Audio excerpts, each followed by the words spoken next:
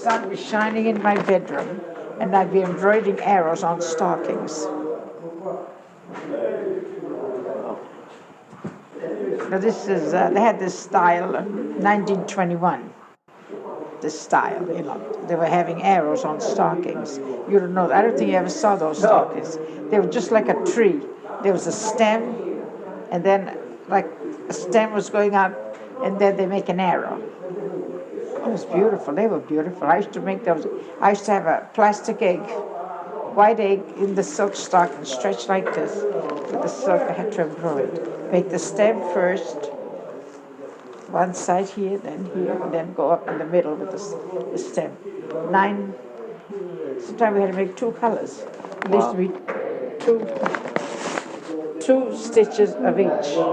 9 stitches. 9, you know, in the middle there would be 9. Then we used to go back with the other colored thread, and we used to do the other color. I worked very hard in my young days. I want you to know that. This was front floors, wood floors. Wooden floors on my hand and knees, only 9 years old I used to. Just scrub my own clothes, 9 years old. I never forgot. I used to go to school. I think it was the 2nd grade, and I only had one dress to wear. I used to wash it at night, wear it the next morning. But that one, the dress was still wet, and I put it on. I went to school with a wet dress. I went to work with my mother. I was 12 years old. She took me in the candy factory on Endicott Street. There used to be a candy factory where, you know the Pizza Regina? What's the name of the Pizza Regina, man? I don't know. You know that big restaurant, the corner of Causeway Street and Endicott Street? They got that big garage now. Oh, Pocari. Pocari, yeah. Where the Pocari is now, there used to be a candy factory before. My mother used to work there, and she took me to work. I was only 12 years old. I got $4.50 for 5 days and a half. I had to work till 12 o'clock on a Saturday. Got only $4.50. It was my first pay. I used to get the dates, open them up, put a walnut in it, and roll them up and throw them in the sugar. In the sugar? In the sugar, yeah. There was a board, like almost half as big as this table. We used to put the dates, roll them up like this, put them in the sugar. And then they used to pick them up and put them in boxes. I've been a hard-working girl. I want you to know that. Don't let me now. Go on out. No wonder I'm so dilapidated. You laugh. No, I'm not laughing. But you put down my name, Josie. My name is Josephine. Put down Josie. My name's not Josie. My name is Josephine. Why do you cut me down in half? I know I'm short. Josephine, all right? Are you ready to get to name? I'm trying to follow you. My name is Josephine. Josephine. Write it down.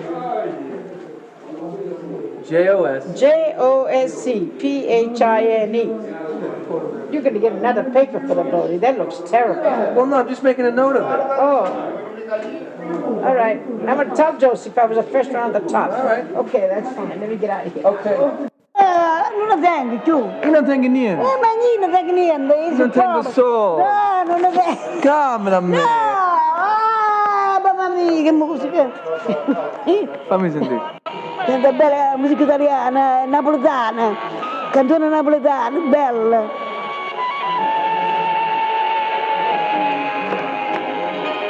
Questo me l'ha dato un nipote mio, me l'ha dato. E allora dammi a me. Te, non ne tengo. Io la voglio. No! Gesù Cristo mio, e poi rimane senza musica, io mi piace a sentire il programma italiano. E ci tenevo i soldi, te lascio che troveremo.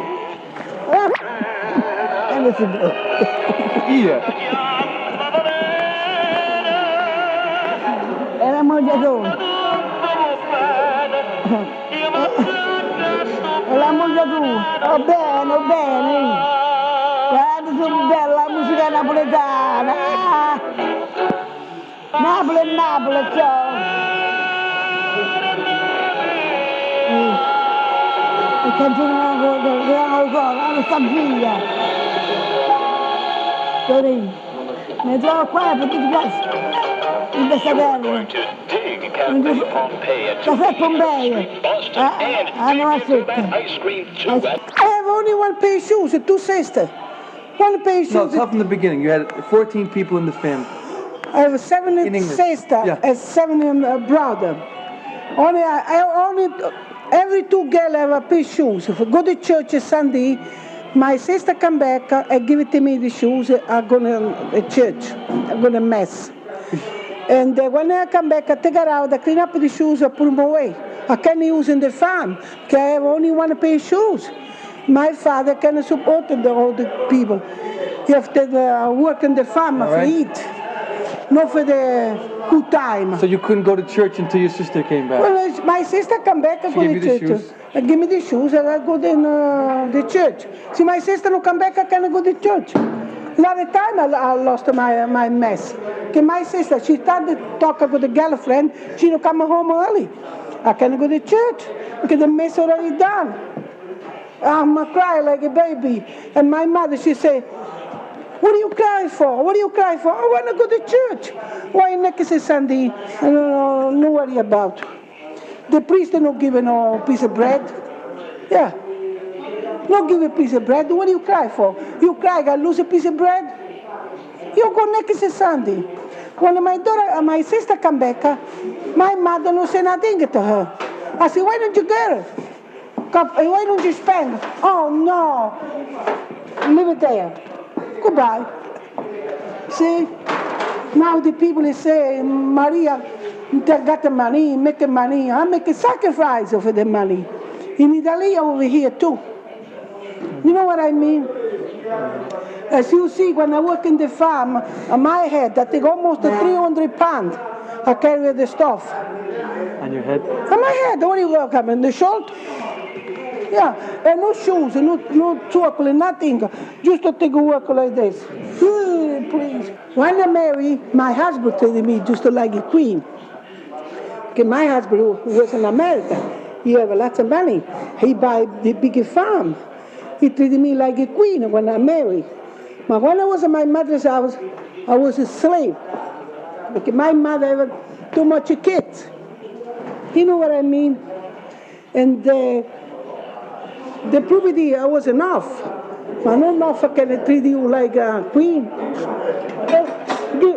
The food, a lot of food, everything in the table. Milk, bread, and once in a while a kilo of chicken, make a chicken soup, once in a while a kilo of rabbits, and make a good macaroni. But not every day I eat meat, once a week. I eat beans and macaroni every day.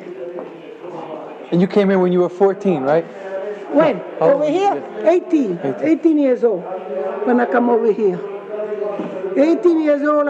I come in on Monday, August, I'm going to work on Monday, October. I never stop. 43 years old. Good. Please, leave me alone. Please. Do me a favor. And what are you doing now? Now I'm working for nothing. That's just so weird. No, Boy.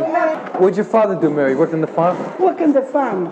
Now, my father was a representative to the, like over here.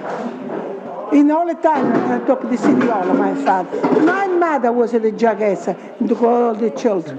My father was a big shot. He never worked in the farm. He would run around with the baby woman. My mother was a pretty girl. I know, I got the pictures. Yeah. I got the picture. Your father with the buff, your mother. Yeah. I mean, ask Angelo if you believe in me. My mother coming from a millionaire. Their father, he find, I don't know what's it mean, the treasure in the land. Yeah. He almost take $500,000. He don't understand about the gold money. He give it somebody else. They change in Naples. No, give a third. A third. But he was a millionaire in my mother. My father have a farm. I don't have no money. But my mother have a lot of money. You remember the farm, though, right, Mary? Oh, yeah, the farm. It's still over there, the farm, please. I grew up with the chicken, a pig, goats, the sheep, everything. You took care of them? Sure, I take care of them. I take them for eating in the farm. I watch the sheep, the goats, the pig. I have almost 10 sheep. And the pig too, the goats. And so what are you going to do? Make a milk, make a cheese? You know, what are you going to do in the farm? What do you eat in the farm? You have to take care of everything. I have 4 cows. Make a milk and make a cheese. I don't know, I make over here too, the cheese. I buy this sometimes the milk, I make a cheese over here too. Yes, you see the big bunch in the cheese I make in Italy, oh, out of this world. I make almost 7,000 pounds of cheese with the cow. So what do you eat? That's you eat bread, cheese, creamy cheese, eggs, fried eggs. My mother make a fried egg, make a frittata with the peppers, with the eggs and cheese. What do you eat? Beans and macaroni, and make sometimes scarola with the beans. Yeah, make them everything. You know, you got 14 people. What are you gonna feed? All in the farm, and make lunch. Onions. Sometimes I make a nice frittata, onions, peppers, eggs, and cheese. Make a big frittata. Give a piece each to the children. 14 children. What are you gonna do? They live in I got one sister in New York. Oh, yeah? Yeah. Another sister is in Avellino, that's a doctoress. I got 4 girls, all doctoress. I got in a clinic. Ask Angelo over here, see alive. You know, have to dig the potatoes. And my sister, she's a smart girl. This is a doctor. Yeah, but your mother let you go to school, though. All'Italia, Everybody make school. it was nice. Everybody. My sister, she's a smart. This is a doctor. I don't know if you believe in me or not. Ask Angelo, my cousin. You know what they do? She says, I'm sick all the time. She cries, I'm sick. My mother had a sister like that. My mother had a sister. And the doctor said to my mother, this girl is no good for the farm. Better make her studying. She's a very smart girl. But the other girl, who was me, she's strong, can work in the farm. But this is no good for the farm. Same case as my mother. They made my mother work like a horse. The teacher told my mother, and the teacher told the doctor, because she said, no got to do the health for the farm, better make her study. All the time she cried, oh, got a pain in the back, a pain in the My leg. mother used to get mad at her sister. My mother had a sister like that. She sent her to the college in Avellino, in the city. When she went over there, after 3 years of college, she got a boyfriend. But she married, the last years of college she married. When she married, she no sick. When she looking for a boyfriend, she's no sick. I work in the farm, but she says sick. My mother had a sister like that. Oh, my mother used to fight her. And my aunt always used to tell me, your mother was but my grandfather would let her work. And then she was dying, you know, and they were fussy. In those days, they wouldn't let you go with this one or that. My mother's people in Europe were very wealthy. And my grandfather wanted somebody wealthier than him. Well, what would, yeah. They had a business. They used to, they used to send in, had They people got a working. stall. They had people working. And my mother had to cook for all those people. So this guy was no good, this guy was no good. Then when my father came along, my grandfather liked him because the guys wanted more money from my grandparents because he, you know. So my father said, no, I liked her. So I want her. And my grandfather said, that's the guy for you. My mother said, Eddie Vase. What the hell did you asking for money? Everybody wanted money. What did you want? He said, no, I wanted you, and I'm taking you to America. That he didn't want, the grandfather. He said, no, you get married, let her stay here. She said to my father, I'm not going to marry you if you let me stay here. That's what they want me to be, a slave. I'm coming to America. And she came with him. But my father was a good-hearted guy. He said, no, I love you. I don't care what your father gives me. He said, I didn't want money. I wanted you. And she always used to argue with him. She said, Eddie, That's what my husband say. What do you say? Wait. my mother used to say, but Eddie Vase, what the hell did you ask for money? Everybody else. There was a doctor there. When my father died, he came up to see my mother in the United States. My mother said, what are you doing here? She was fresh. You know, she was, they called her little Gabrinier. They used to call my mother. She was very, very pretty. Very pretty. Very strong, you know. Big, you know, and she worked like a Your horse. mother too? No, she worked like a horse. And she when she came to America, my grandfather said, "Oh, I lost the treasure of my property." She did everything. She was the oldest daughter, and he had one son. He treated him like a king. And one daughter, she kept crying. My mother one day took her up upstairs, gave her a beating. Said, "What the hell are you doing? Come on and work like us." Yeah. My grandfather Just gave like my sister. and she outlived all the sisters. She just died, 95 years old. This is who now? The one that complained she was sick. Yeah, if you want to make it, sure. Why He not? said he's going to make it. He said he makes a better coffee. But they worked hard. I went to see my mother's school. It's beautiful. Yeah, nice. Now, because they remodeled it. Because when I went there, they said, well, it wasn't like that. This was they had a big outside oven. You know, she had to make bread. Then they had the walnut trees. They had everything. And they were very wealthy there. They were one of the Martinetti and my grandparents, they have this church. And my mother's side is all, the whole wall. Were you related to the Martinettis? Yeah. My mother and his wife were first cousins. But my mother's people were better off than them. In Italy, they were rich. She said, I come to America, no one knows me here.